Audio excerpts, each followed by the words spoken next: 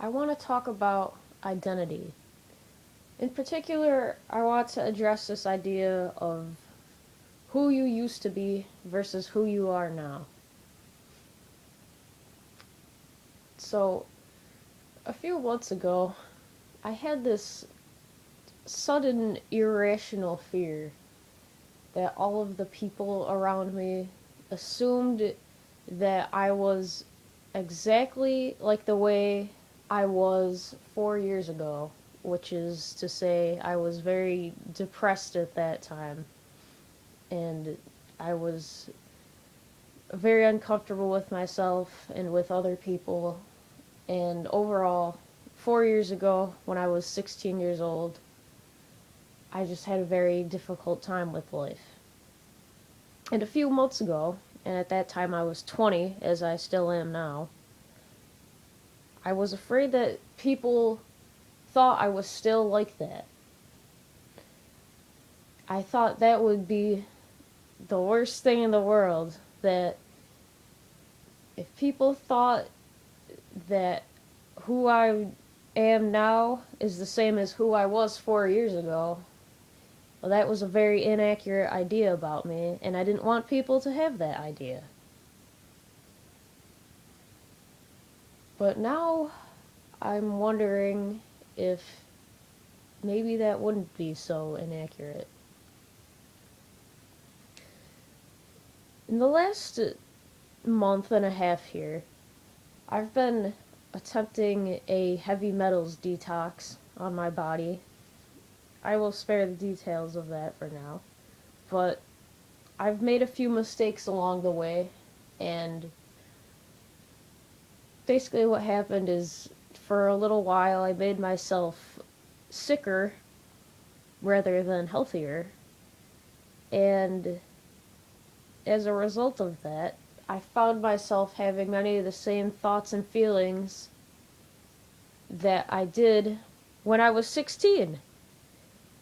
And it was, I thought, this is almost, this is a very dark form of humor, because all this time I've been trying so hard to separate myself from that past identity, and now I'm like the complete embodiment of it.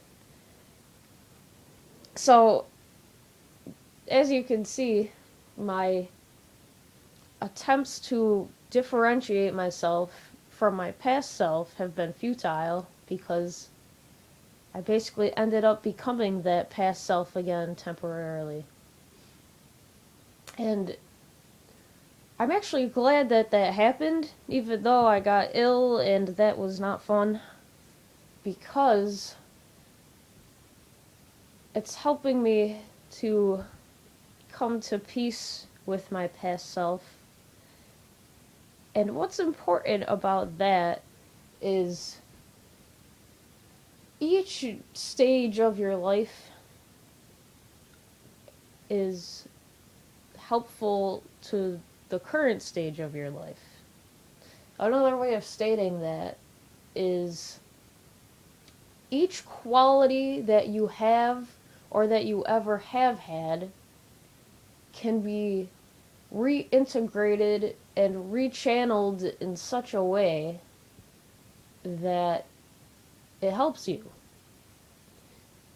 So essentially what I'm saying is you can take your dark side and you can consciously remake that so that it fuels your light side, because all of it is just energy, and you can direct that however you like.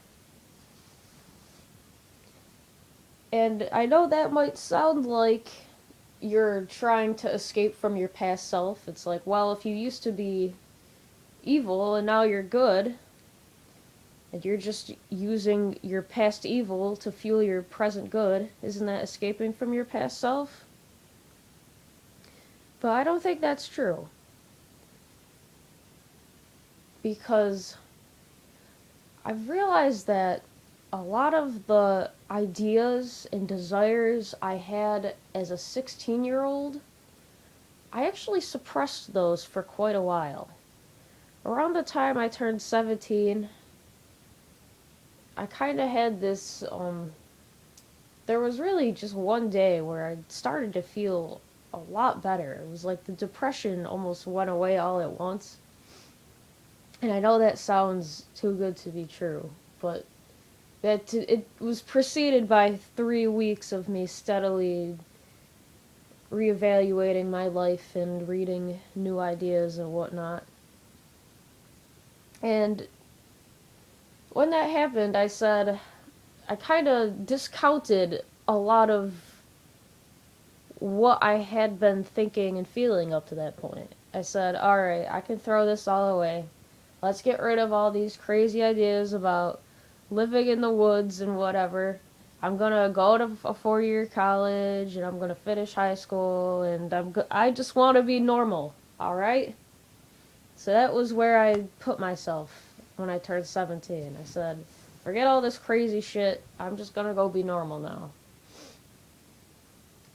And it wasn't like I suddenly became this totally lifeless, conformist automaton, but I was okay with being relatively conventional for most of the time that I was 17. I was definitely interested in personal growth then, but on the outside, I probably looked pretty normal, I think. And so the ideas I had when I was 16, they didn't resurface very much until I turned 20. But even that is a bit inaccurate to say because when I look back on the last 4 years, I can see my 16-year-old self poking out her head at various places. Like at the end of my first year of college when I was 18 and I just wanted nothing more than to be done with the whole thing. And I know there were other times too, but there's that one in particular. Because when I was 16, I was very adamant about never going to college because I thought it was just a complete waste of time.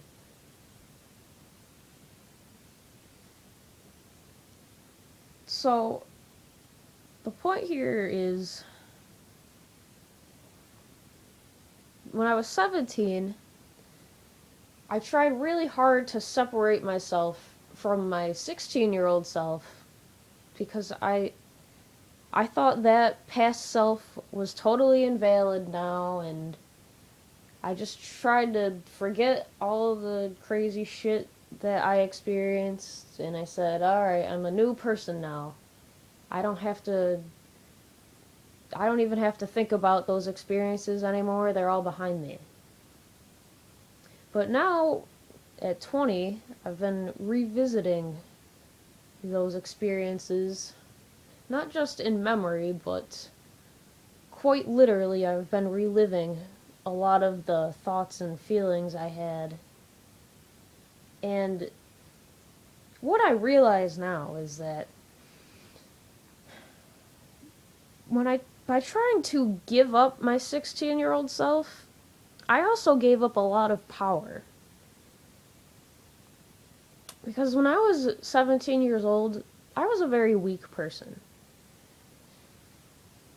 And maybe it's not all to blame on this whole separating from myself thing, but the most obvious difference is that when I was 16 years old, I was an incredible athlete compared to how I was at 17.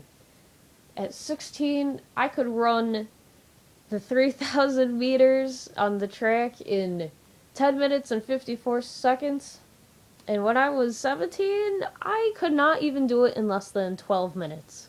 And then a 2-mile race, 1 minute and 6 seconds is a freaking eternity. And I know I'm getting a little self-absorbed now, perhaps. But I had such a hard time running when I was 17. I had all these health problems that I didn't have at 16. And now that going through this heavy metals detox, I'm wondering if maybe when I turned 17, I just suddenly hit this point of overloaded toxicity, and that's why I started to slow down and feel sick and tired all the time. But I'm on this topic, I also have to wonder if all of that had anything to do with trying to separate from my past self. Because when I was 16, there wasn't a past self that I was trying to separate myself from. Because when I was 16, I was at the bottom of the barrel for a while. So there was no previous version of myself that I was trying to get away from. It was like, all right, I can't get any worse than this. So there's no version of myself I need to run away from. Plus, I had always had some psychological difficulties up to that point, so you could also say that I wasn't really very different from how I ever had been. It wasn't until I turned 17 that I suddenly was experiencing life much differently than I had been previously. And that was why I wanted to escape my past self, is I thought, well, I'm so different now. It's like I'm not that person anymore, so I need to just put all that behind me and move forward. But I see now that that was not the best strategy I've ever had. So I'm on the topic of my 16-year-old self being very powerful. I feel like I had very strong desires at that age. And not only that, but in recent months, a lot of the desires I had at that age have been resurfacing. And it's been both a little scary and funny for me, because it's like, wow, when I was 17, I thought all this stuff was so evil and I had to just put it behind me. And now here I am, just diving right back into all of it. And that just makes it very clear that denying my past self was a poor decision. And now it's like, of course I was weak when I was 17, because I was shutting out the stuff that made me powerful. I was turning away from my desires. I was shutting down some of my more consciously chosen ideas about life. I was trying to just settle for what was conventional and not be too weird. And maybe I needed to be in that low power mode for a while.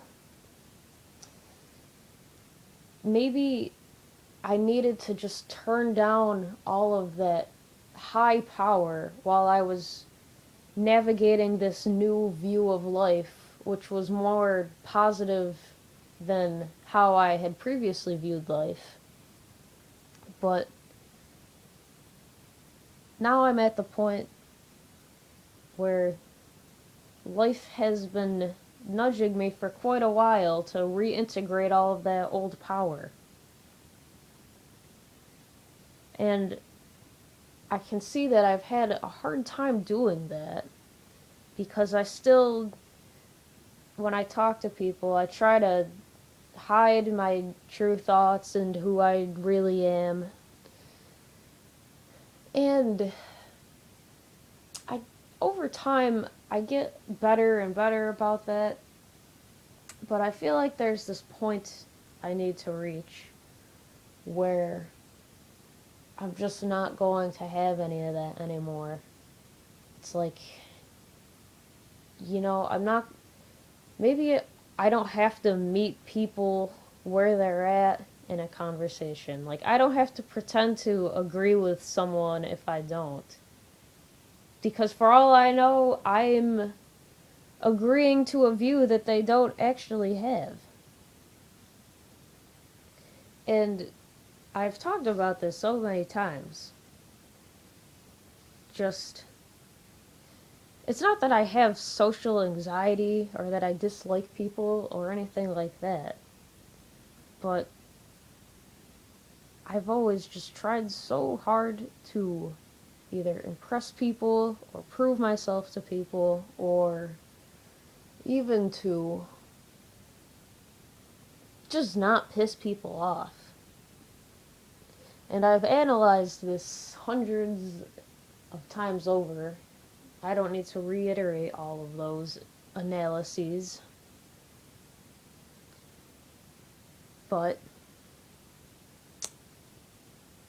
it just begs a very good question. Going back to the main subject of this podcast, which is previous versions of yourself, it makes me ask, am I trying to hide parts of myself from these people? Like, by trying to hide from the past versions of myself, does that get reflected in me trying to hide myself from other people? I could certainly see that being the case. Because if you can't totally accept yourself within yourself, how will you possibly exude self acceptance when you're in the presence of other people? I don't think that bears much need for explanation. It's pretty obvious to me. So I guess the way through that is to simply accept everything that you have been and recognize that that still is what you are. And you know, if you used to be depressed like I was, that doesn't mean that you are still depressed. But, you know, labels and terms like that don't really matter. That's not really the point. It's not the depressed version of yourself that you're harking back to. Rather, you want to look at the essence of the person that you were at that time. You know, look at the views you had, the desires you had, the ideas.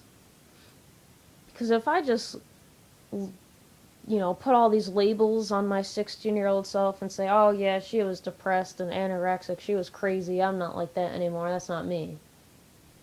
But I'm being very shallow in my approach to that. Because I can also see, well, my 16-year-old self had some good ideas and very strong desires, and she was powerful in some regards. For example, she was a very good athlete, and that was when I started making major changes to my diet, even though I had no idea how I was going to pull it off, partially because I had no money being a teenager, so it was hard to buy my own food, stuff like that. So when I look back on my 16-year-old self, I see that I had quite a bit of power at that time.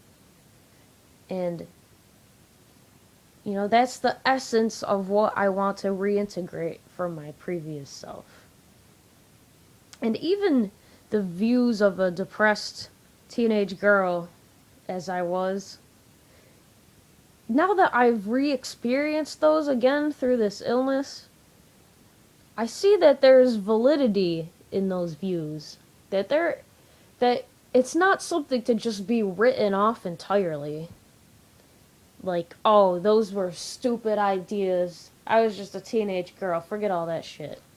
It's not really like that. Because when you give it a serious consideration, any viewpoint, especially if it's one that you previously held, if you look into it, you will see that there is validity there, And you can latch on to that and make it part of your current worldview. And you can make it one aspect of the way you view the world now, and that will help you to form a comprehensive view of the world where you can not only access different viewpoints at different times, but you can also have this one greater viewpoint that's holistic and more complete and more informed. So, for me, that means that means taking from that depressed view of the world and saying, all right, what here actually kind of works if I apply it in a certain way? And one thing for my 16-year-old self is if I apply her kind of depressed view of the world and add it to who I am now, I realize that it's very helpful to be not giving a shit about what other people think. Because it's like when your life is in shambles and you feel horrible and you want to die, you stop caring about what other people think of you. Because you're at the bottom of the barrel. You have nothing to prove anymore. And, when you're being walked out of the woods by 2 police officers and you're covered in dirt and you have leaves in your hair and the people closest to you are just watching you walk by and they're not saying anything and you won't even look up at them and you're so exhausted and just done. You know, that can sound like a place in life that you never want to get to. Like, oh my god, if that ever happened to me, it would just all be over. How will my life ever go on? But,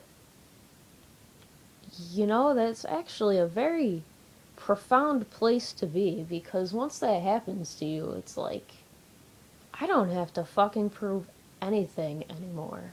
Like, everyone probably thinks I'm just this psychologically broken fuck up, and now I could say, oh yeah, I'm not psychologically broken anymore, I'm great now, look at me, I can do this, and I'm happy all the time, and whatever. Or I can own the fact that I did have that experience, and that was me at one point in time. And what that does for me is I can access that experience again where I didn't have anything to prove anymore. And it's like, well, why can't I just stay there? You know? Because look at it this way. No matter what I do, people could potentially always view me as being psychologically broken. Like, when I lived in my car a few months ago, for example, some people were probably like, oh my god, Kim's really gone off the deep end now. She probably has fucking bipolar disorder or something. She's crazy. And was that true? No. But it's like, well, if people are always gonna think things like that about me anyway, then I guess in a way I still am at that place of appearing psychologically broken where, the whole point is that it really doesn't matter what other people think, because, as I've always said, you can't really know what they're thinking anyway, because you don't have direct access to their thoughts. Even if you use telepathy, In a subjective reality where the world is essentially a dream world and you're just dreaming while awake, everything that happens in a dream just happens inside your own mind.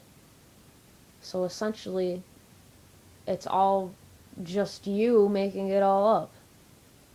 Even if it doesn't feel that way, in a dream, your subconscious mind is making it all up. So it's like, alright, well, if that's the case, then who really cares what other people's thoughts are? Because I'm just making them up anyway.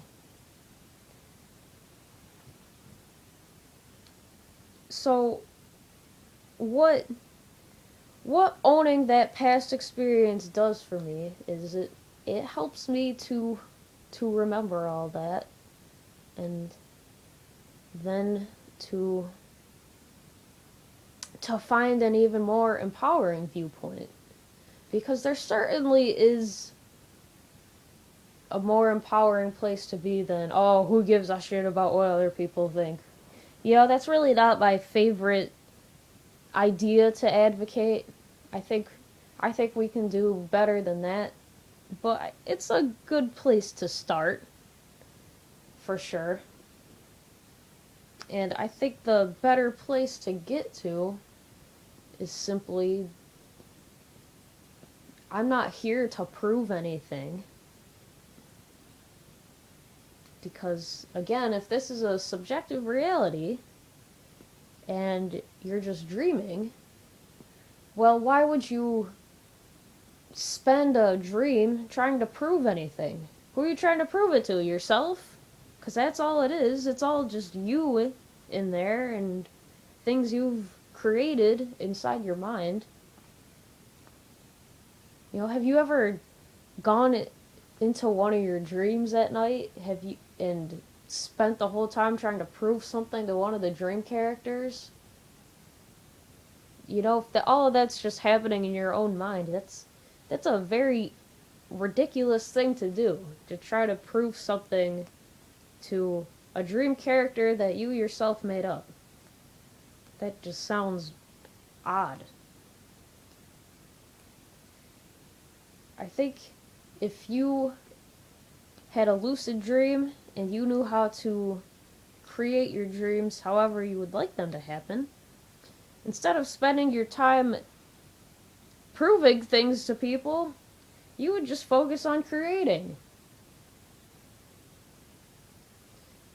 So in a subjective reality, the purpose isn't to prove anything, it's just to create.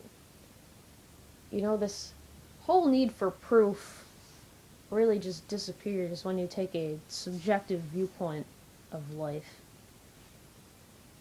And that's not to say that science as we currently have it is useless, because an intellectual foundation for a certain idea, it can be very helpful. And seeing something scientifically proven, so to speak, that can help to ground an idea for you. But at the same time, in a subjective reality, you have to remember that you're ultimately just seeing things that you believe are possible.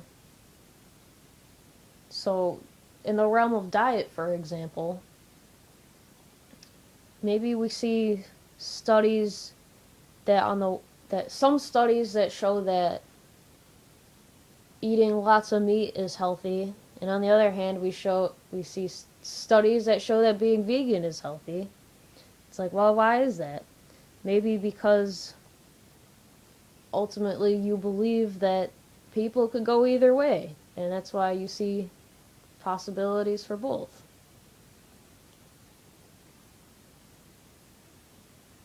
On the other hand, you might see that the vegan studies are accurate reflections of reality, but you believe that the meat studies have been contrived and they're just certain people trying to fool others, and they're deluding themselves, and they basically rigged the study so that they would get a certain result. And the point here is that you really just see what you expect.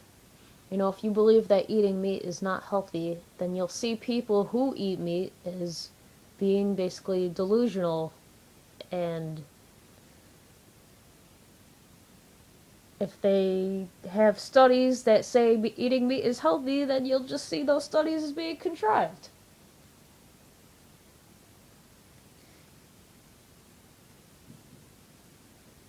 And, you know, if it's your own dream world, then who's to say that your viewpoint is inaccurate? Because again, all the dream characters are just part of your dream that's in your mind.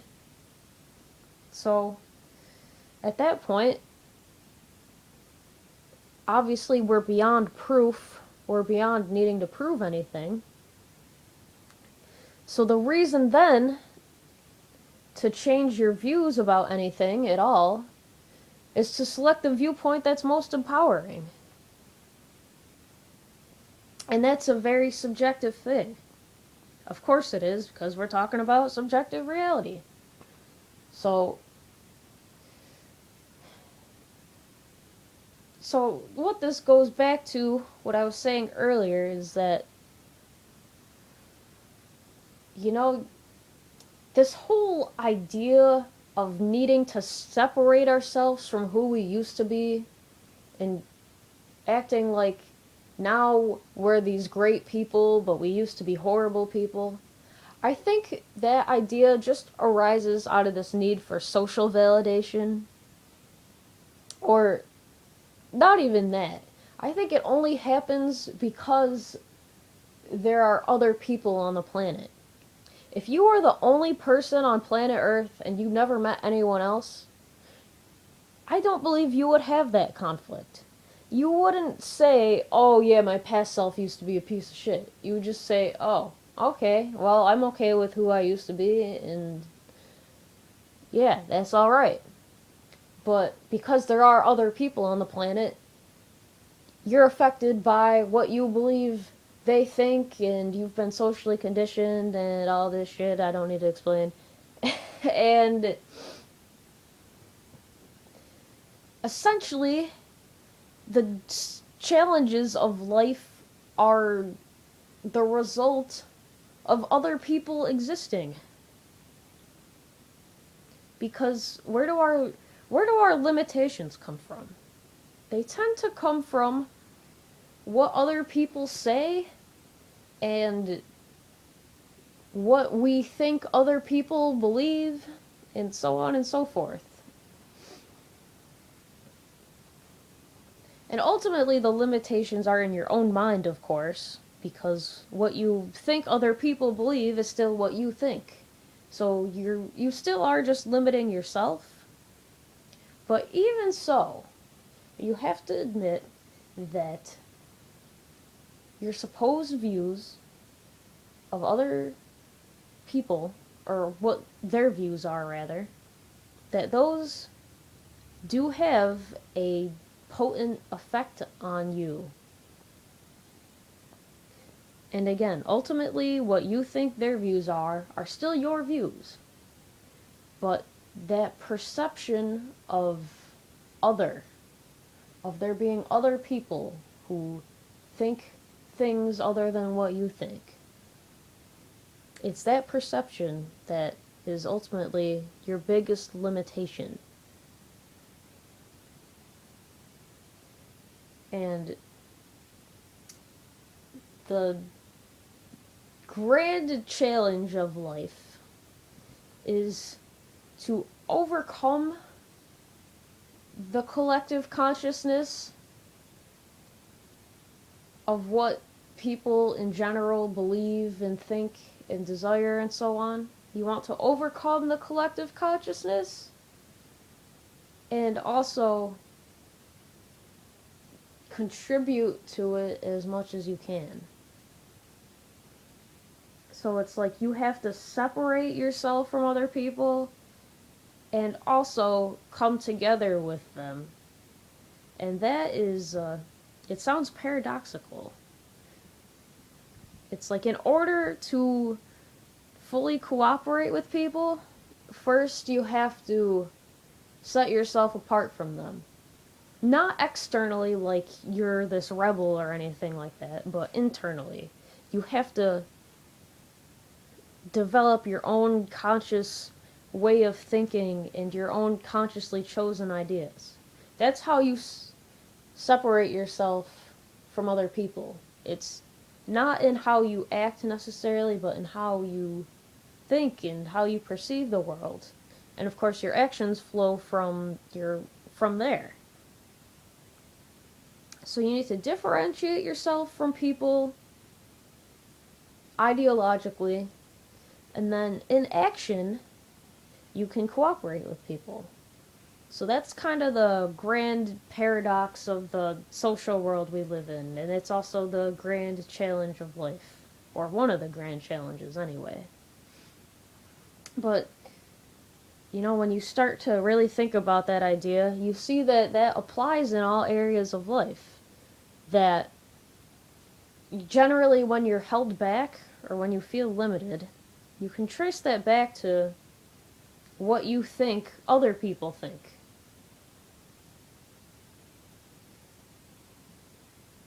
Like if you think you can't run a certain speed, for example, you could probably trace that back to, well, everyone else thinks it's impossible, or people have never seen me go that fast.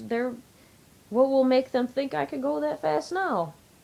But once again, if those other people didn't exist, you wouldn't have that conflict. You would just say, alright, let's see if I can do it. Let's go. Let's have some fun. You would just have a interesting exploration instead of all these concerns about proof and whether other people think you can do it and is it really possible. No, instead you would just say, alright, let's go test the true limits of my mind in its purity.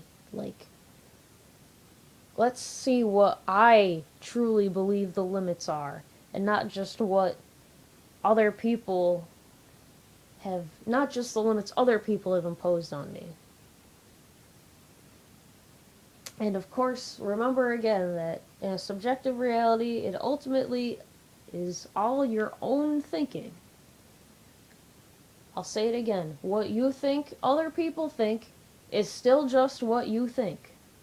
So it is all you. But even so, that perception that other people exist, that still weighs very heavily on you.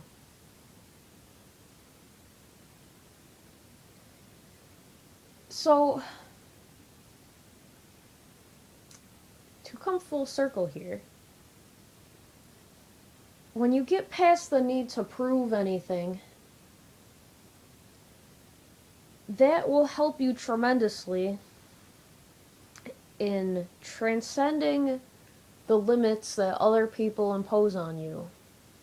And you become a much more powerful person. So the way to get past that need to prove,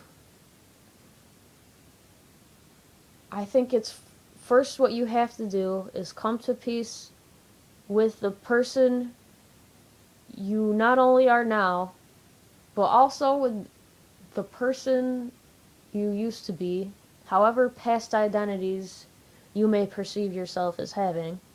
You want to come to peace with all those and reintegrate them in a healthy way.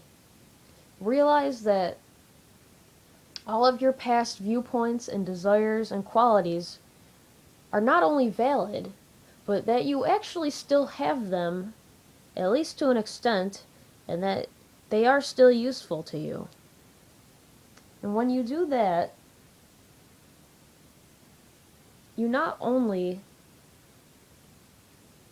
gain access to much more of your own power, but you also reduce your need to prove anything to people or even to yourself, because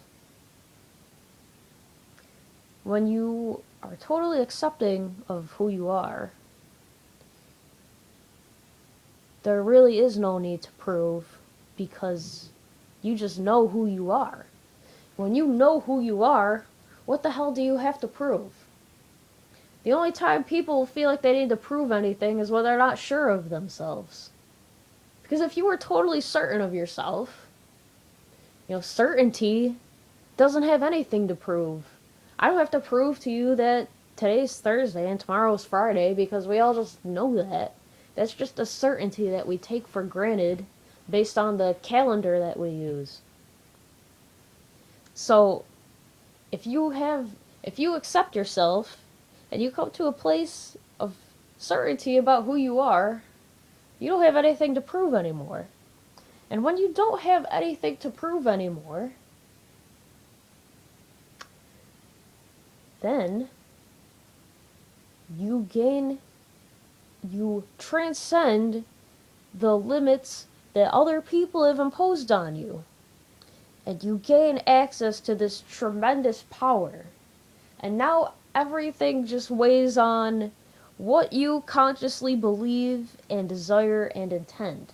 And your own conscious thoughts weigh much more heavily on the experiences that you have. It's like the more you accept yourself and don't need to prove anything and transcend limits from other people, the more powerful you become, and the more your own consciousness matters. And that's because that consciousness becomes more powerful. It's more uninhibited and unfettered. It truly becomes the fact that you are creating your own reality. It's things that you intend start to manifest more quickly for you, and you start to see your true power. And this is a process that unfolds over a lifetime, where you accept the fact that you are essentially in charge of all of it. Even if you do perceive that other people are making it either more difficult or easier for you, whether they're holding you back or empowering you, you're still ultimately in charge of the whole thing.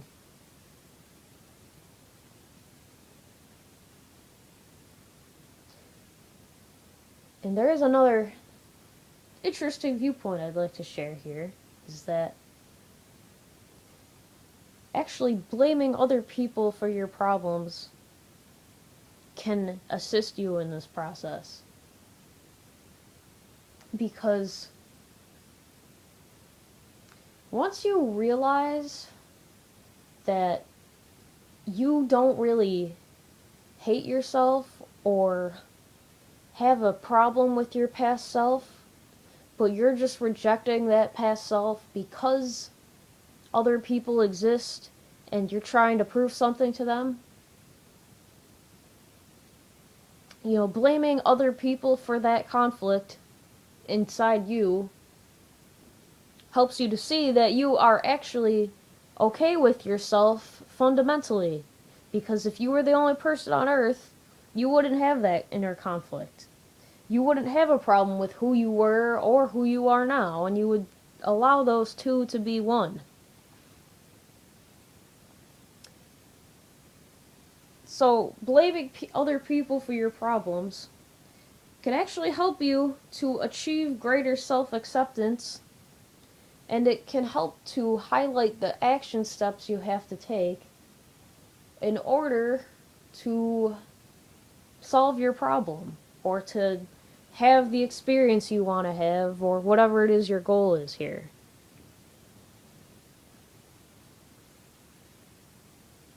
And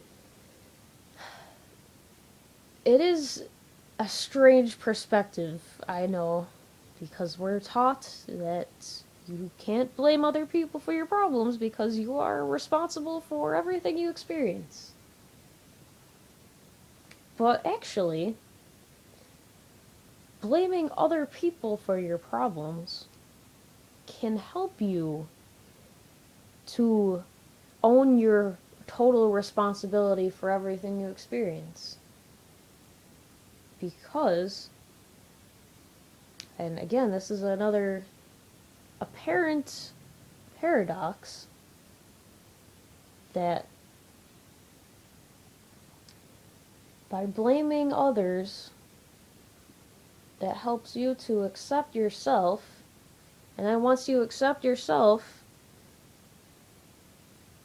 you gain access to more of your power, and when you have access to more of your power, it's much easier for you to recognize your own responsibility, and when you recognize your own responsibility, then you do whatever you have to do to solve the problem.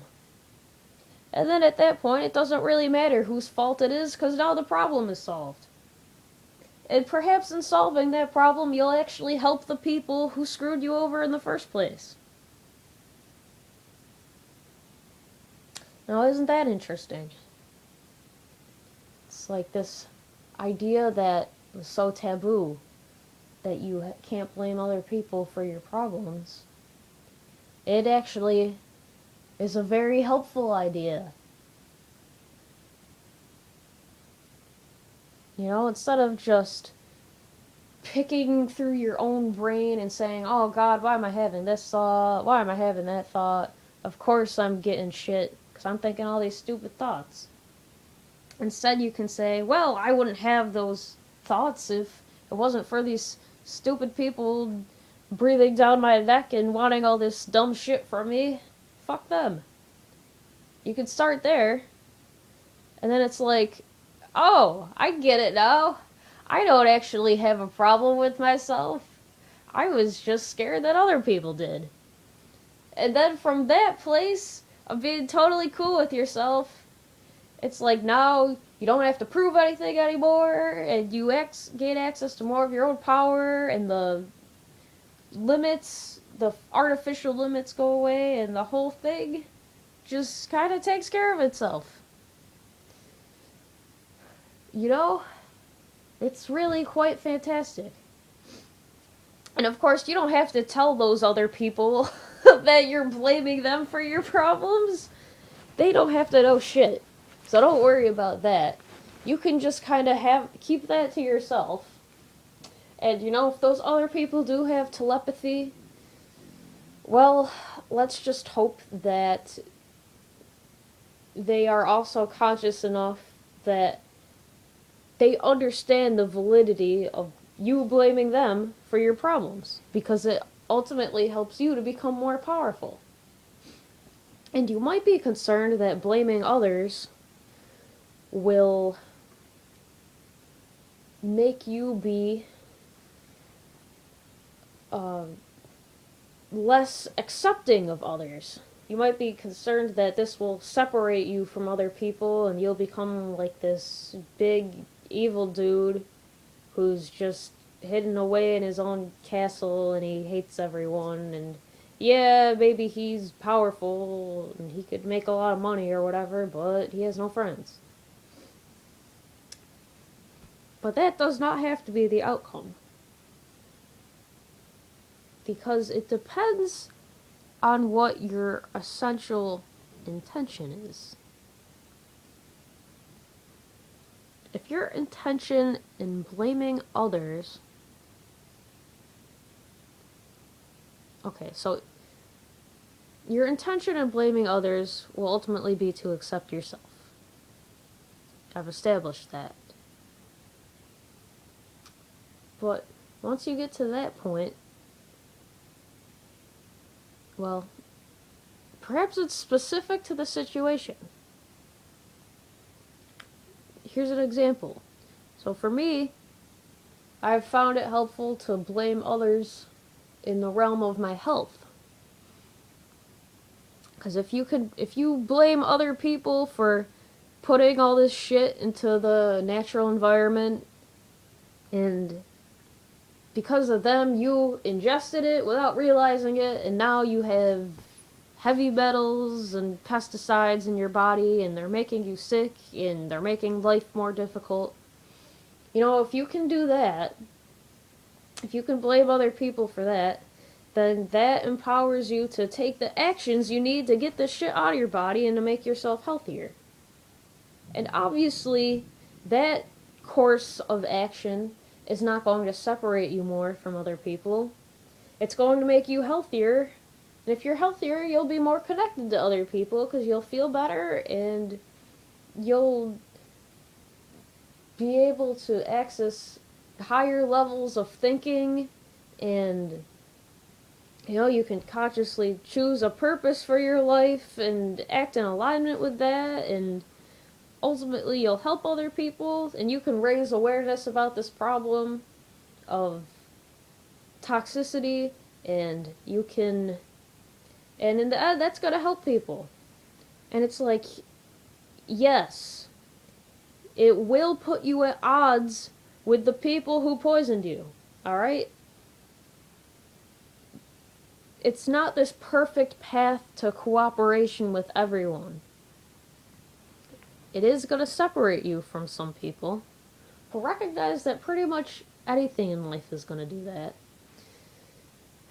It's a difficult reality that you cannot appeal to everyone all at once. When you try to do that, you get misery and you get inertia. Nothing happens. So it's like at the same time that you help some people, you're going to alienate yourself from others. That's just how it goes. Like Coca-Cola selling soda. At the same time, they make some people sugar high, and I guess those people like it, or addicted, or whatever. At the same time, they're giving soda to those people. People who know soda is unhealthy feel alienated by Coca-Cola, and we don't want shit to do with them. So it's like, even though Coke tries to appeal to everyone, they don't. Just like the rest of us in all situations, they simultaneously connect with some people and alienate others. And that's just the way it goes. And ultimately, in the grand scheme of things, we are becoming more connected, all of us to each other, and we are one. But in the step-by-step linear process of life, there is the appearance of you connect with some people and alienate others. And that's just a reality to accept. As long as you know that ultimately you're becoming more connected to life itself and to your own self, that's what really matters.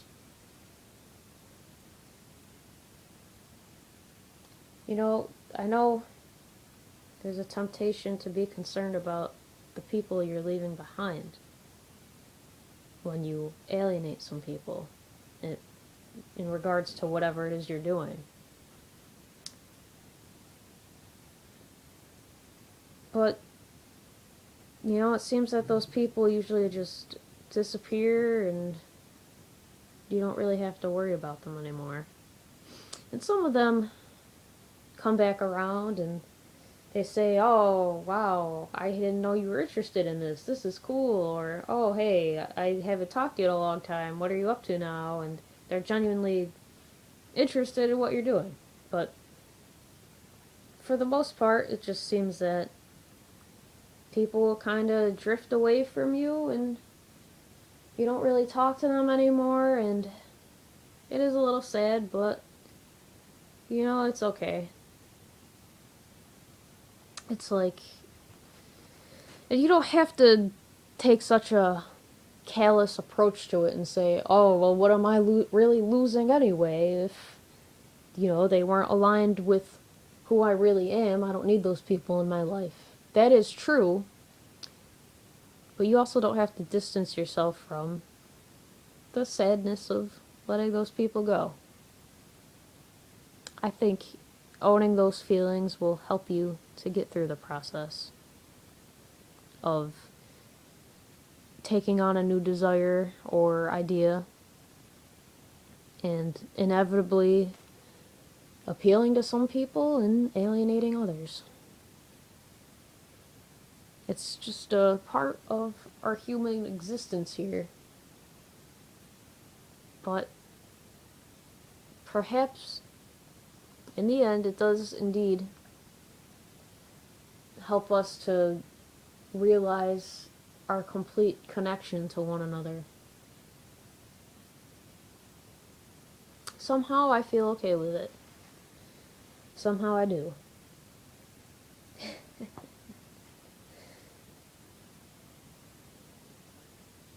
So, to reiterate the point of this, if you can just start with looking at your past and